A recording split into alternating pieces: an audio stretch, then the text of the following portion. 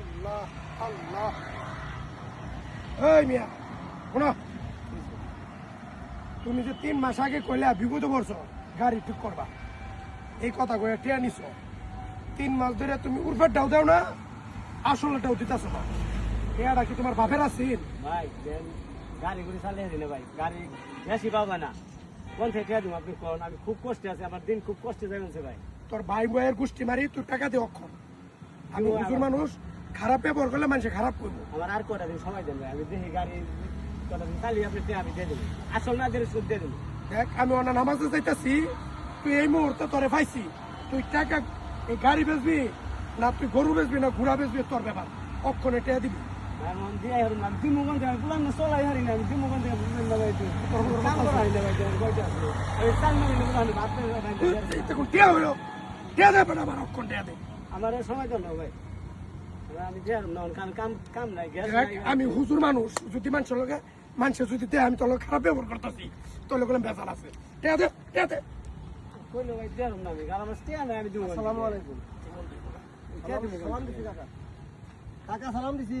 ও বাবা কিরম আছা? আলহামদুলিল্লাহ ভালো আছি। কি হয়েছে ঝগড়াঝাটি করতেছেন? ঝগড়া যে ভাই কইছিলাম কি ভাই আমার কিছু হাওলা চাইছি, দিছিলাম ওখানে কিছু হাওলা দিলে ব্যাংকে রাখলো তো কিছু না কিছু পাওয়া যায়, এই কারণে আর আমি এই কারণে দিছিলাম। মানে সুদ দিছিলেন, সুদ লাগাইছেন?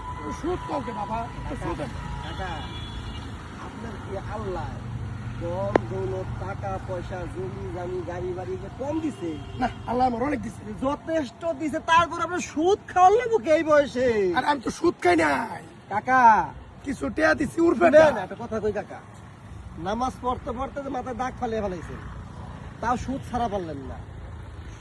কাকা জানেন না, সুদ খাওয়া আর নিজের মায়ের সাথে জিনা করা সমান পাপ।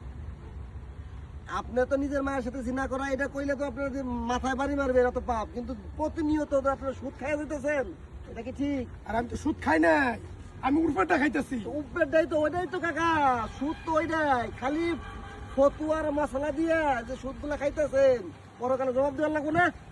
মরবেন না, হ্যাঁ কবরে যাইবেন না একদিন, তখন ফেরেশতা গুরজু দিব, গুরজু, তখন কি করবেন? কি করবেন তখন? কর আমার আর একটা আমার সময় দেন, কাকা আল্লাহ আপনার সব দিছে, দম দৌলত সব দিছে, তার কি কারণে আপনি সুদটা খান? কাকা আপনি 2 লাখ ছাইরা দেন, পরকালের কথা চিন্তা করে এই সুদটা ছাইরা দেন।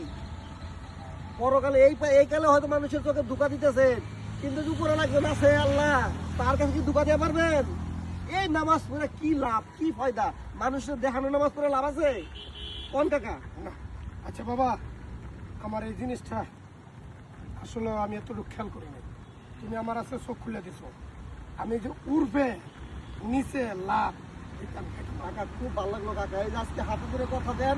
আর শুনো না, শোন এখন তুই আমার তো এটা 1 লাখ নিছস না, আরো 1 লাখ দিব, তারপরে তোর বউগুলা বললে ভালো মতো চলে, এইটা আর তোর 2 লাখ। সুন্দর কথা, সুন্দর কথা, ঠিক আছে কাকা। কাকা কাকা নামাজের সময় আছে, নামাজে যান কাকা, নামাজে আর তোর টেয়া 2 লাখ তো না, টাকা আরো 1 লাখ দিব। আপনি আমার খুব উপকার করছেন, ঠিক আছে আপনি ভালো করবেন, আমি চলা